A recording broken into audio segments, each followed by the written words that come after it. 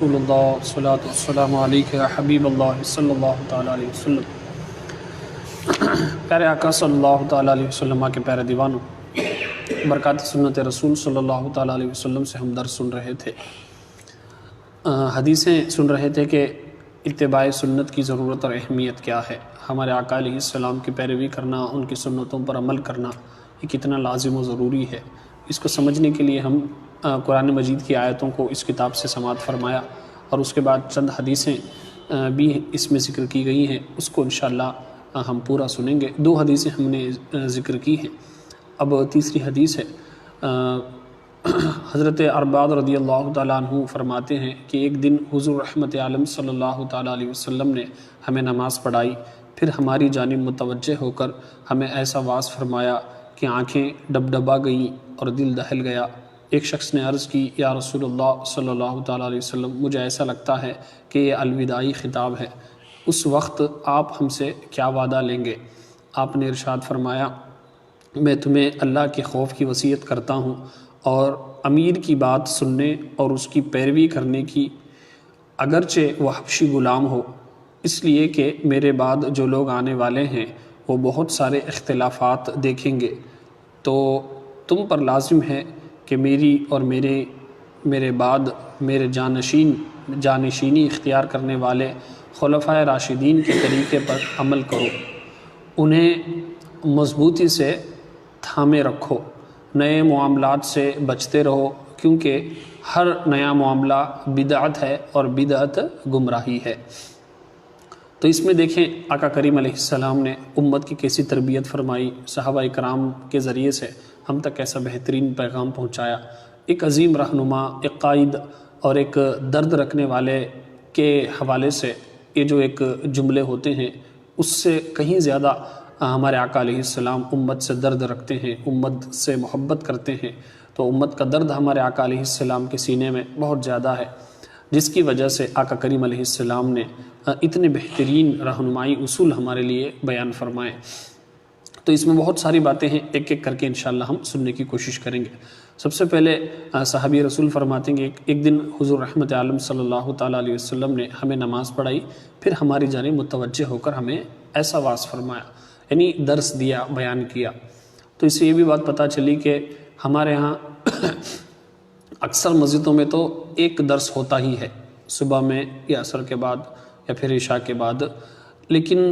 ہر نماز کے بعد بھی اگر 2 منٹ، زیادہ نہیں، 2 سے 3 منٹ یا 5 منٹ اگر کچھ نہ کچھ نماز کے بعد وہاں کے امام صاحب اگر عوام کو کچھ باتیں سکھائیں گے تو بہت زیادہ اس کا فائدہ ہوگا۔ ہمارے ہاں صرف فجر کے بعد ہوتا، فجر میں لوگ آتے ہی کم ہیں، تو مغرب کے بعد ہوتا، حالانکہ لوگوں کے پاس وقت ہوتا نہیں، بیٹھتے نہیں، یہ بات نہیں ہے، لوگ بیٹھیں گے۔ اگر آپ دیکھیں گے تو نماز کے بعد جب تک دعا نہیں ہوگی کوئی اٹھ کر نہیں جاتا، خاص کر عصر کے بعد ہو، مغرب کے بعد ہو، تو لوگ دعا کرنے کے لیے، یقیناً دعا کی عظمت اپنے مقام پر، دعا کی عظمت سراخوں پر، دعا کی عظمت اور اس کی فضیلت کا انکار نہیں ہے، لیکن اب یہاں پر دیکھیں آقا کریم علیہ السلام نے نماز پڑھائی، پھر ہماری طرف متوجہ ہوئے۔ تو کبھی کبھار نماز کے فوراً بعد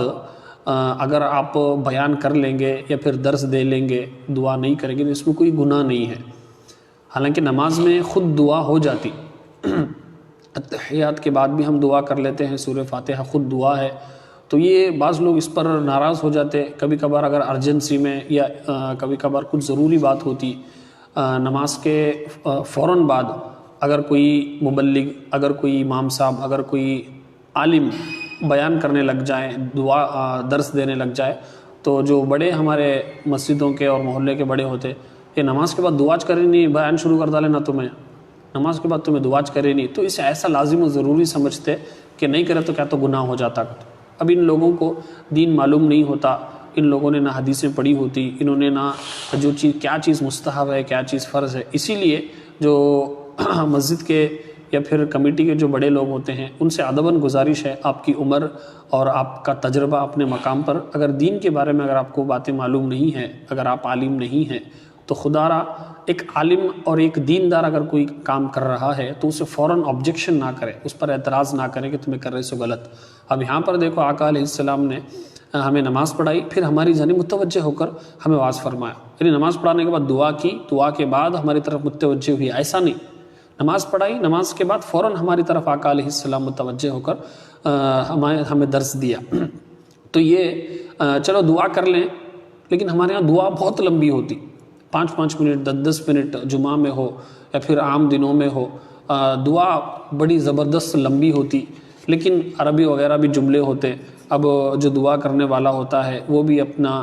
فن اور اپنے جوہر دکھا رہا ہوتا ہے، تو بہرحال اپنے اپنے اخلاص پر اس کا ثواب کا ترتب ہوگا، ہمیں حسن ظن رکھنا ہے۔ لیکن جہاں پر دعائیں لمبی لمبی ہوتی ہے، گزارش اس میں یہ ہے کہ مختصر کر کے ضروری مسائل بتائیں۔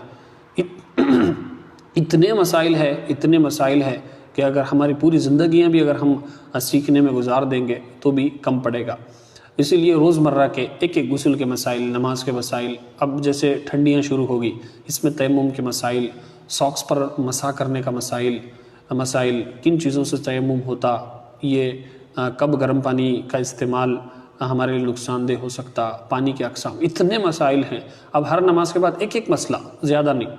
پانی میں بغیر دھوئے ہاتھ ڈال دیں گے تو پانی مستعمل ہو جائے گا، دہ دردہ کسے بولتے، اتنے مسائل ہم یہ کب سیکھتے؟ ایک نماز کے بعد ایک مسئلہ بھی اگر امام صاحب نہیں سننے والے اب سنیں گے، ایک بندہ بھی اگر سن لیا، ایک بندہ بھی اگر سمجھ لیا تو یہی کافی ہے، آپ 1000 لوگوں کو ایکسپیکٹ نہ کریں۔ اسی لیے ویسے تو ہر نماز کے بعد ہمارے ہاں اکثر مسجدوں میں درس ہوتا، لیکن گزارش یہی ہے کہ ہر نماز کے بعد نہیں تو نہیں، کم سے کم 2-3 نمازوں کے لیے بھی، ہاں جس مسجد میں لوگ آتے ہیں ظہر کے بعد بھی، تو نماز کے فوراً بعد 1-2 مسئلے 5 منٹ، زیادہ نہیں، 5 سے 7 منٹ یا 3 سے 5 منٹ، وہ زیادہ وقت میں آرام سے لوگ بیٹھیں گے۔ دعاؤں کے لیے جیسے لوگ بیٹھتے، صلاۃ السلام کے لیے لوگ جیسے کھڑے ہوتے، تو یہ فرض علوم میں سے آتا۔ تو یہ چیزیں نماز کے فوراً بعد ہمارے آقا علیہ السلام اکثر طور پہ صحابہ اکرام کی طرف متوجہ ہو کر دین سکھایا کرتے تھے۔ تو ہر نماز کے بعد اگر وہاں پر عوام آ رہی ہے، لوگ بیٹھ رہے ہیں، تو ہر نماز کے بعد بھی اگر 2-3 منٹ کا درس ہو گیا تو اس میں کیا بھی حرج نہیں تو کم سے کم عشاء کے بعد لوگ فری رہتے، فجر کے بعد بھی لوگ فری رہتے، فجر کے بعد، عشاء کے بعد، عصر کے بعد، اس طریقے سے اگر درس دیں گے تو بہت زیادہ اس کا فائدہ ہوگا۔ اسی طریقے سے گھر کا جو بڑا ہوتا وہ بھی، کبھی کبھار ہمارے یہاں گھر میں فاتحہ ہوتے، فاتحہ ہوئی، فاتحہ کے فوراً بعد یا فاتحہ سے پہلے، کیونکہ اب دیکھو یہاں نماز کے فوراً بعد آقا علیہ السلام کیوں واز کیے، نماز کے فوراً بعد آقا علیہ السلام کیوں ان کو سمجھائے؟ کیونکہ لوگ جمع تھے، کیونکہ لوگوں کا ایک اجتماع تھا، لوگوں کی جماعت تھی۔ تو اس سے یہ بھی بات پتہ چلی کہ جہاں جہاں بھی جماعت ہو، جہاں جہاں بھی کچھ لوگ جمع ہو، اگر ان کو 2-3 باتیں نصیحت کے کر لیے تو اس میں کیا بھی حرج نہیں ہوتا۔ خاص کر جنازے کی نماز کے لیے جب لوگ آ جاتے ہیں تو نماز سے پہلے یا نماز کے بعد 2-3 جملے ان کو، چلو ان کو نصیحت نہیں کرے، کم سے کم جنازے کو کاندھا دینے کا طریقہ تو بتائیں، کم سے کم 40 قدم اگر چلے گا تو جو فضیلت ہے کہ 40 گناہ کبیرہ معاف ہو جاتے، وہ تو فضیلت بتائیں۔ وہاں جا کر قبروں کے اوپر لوگ کھڑے ہوں گے، وہاں جا کر قبروں کے اوپر کوئی پیر رکھ رہا، کوئی چپل ڈال کر چل رہا، وہاں جا کر اگربتی لگا رہے، وہاں جا کر کوئی قبر کے اوپر تھوک رہا، وہاں جا کر دنیا کی باتیں ہو رہی، وہاں جا کر ہنسی مذاق ہو رہا، تو وہ ایک سچویشن ہے کیونکہ لوگ جمع ہیں۔ اب یہاں دیکھو، ہمیں نماز پڑھائی، پھر ہماری جانب متوجہ ہوئی۔ اب حالانکہ سرکار صلی اللہ تعالیٰ علیہ وسلم کسی اور موقع پر بھی بیان کرے تو صحابہ اکرام آتے تھے، لیکن خاص کر نماز کے فوراً بعد کیوں، نماز سے ریلیٹڈ اسے کیوں کرے گا؟ تو نماز کے لیے لوگ جمع ہوتے۔ تو اس سے بات یہ پتہ چلی کہ اگر کسی فنکشن کے لیے، کسی پروگرام کے لیے، کسی ایونٹ کے لیے، کسی ایکٹیویٹی کے لیے، کسی کارروائی کے لیے، کسی عبادت کے لیے لوگ اگر جمع ہیں تو اس کا فائدہ اٹھا کر وہاں پر تھوڑی دیر اگر بیان کر لے، کچھ لوگوں کو سکھائیں تو یہ بہت اچھا ہے اور ہمارے آقا علیہ السلام کا طریقہ ہے۔ ایسے بہت سارے واقعات آپ کو مل جائیں گے اور ٹائمز آپ کو مل جائیں گے، جیسے جنازے کا وقت ہے، اسی طریقے سے فاتحہ کا وقت ہے، گھر میں کسی کا انتقال کا وقت ہے، 11ویں کر رہے، کیا بھائی 15-20 منٹ فاتحہ ہوتے، 20 منٹ 10 منٹ فاتحہ ہوتے، پھر اس میں سلام الگ، آدھا گھنٹہ صرف فاتحہ میں ہو جاتے۔ تو جو عوام آ کر بیٹھی رہتی، جو لوگ آ کر وہاں پر کھانے کے لیے آئے رہتے، ان کو کم سے کم 11ویں بولتے کسے، وہ تو سمجھا سکتے، لیکن شوق نہیں، نہ سیکھنے کا شوق ہے، نہ سکھانے کا شوق ہے۔ یہ ہمارے آقا علیہ السلام کی سنت ہے، یہ ہمارے آقا علیہ السلام نے جو سیکھنے سکھانے کا جو سلسلہ صحابہ اکرام کے اندر جاری رکھا، اسی وجہ سے دین ہم تک پہنچا ہے۔ اس پر اور میں کل بھی کلام کروں گا۔ دعا ہے کہ اللہ تبارک و تعالی ہم سب کو کہنے سننے سے زیادہ عمل کی توفیق عطا فرمائے۔ مالک کریم آقا کریم علیہ السلام کے صدقے میں ہم سب کو کہنے سننے سے زیادہ عمل کی توفیق عطا فرما۔ استغفر اللہ ربی من کل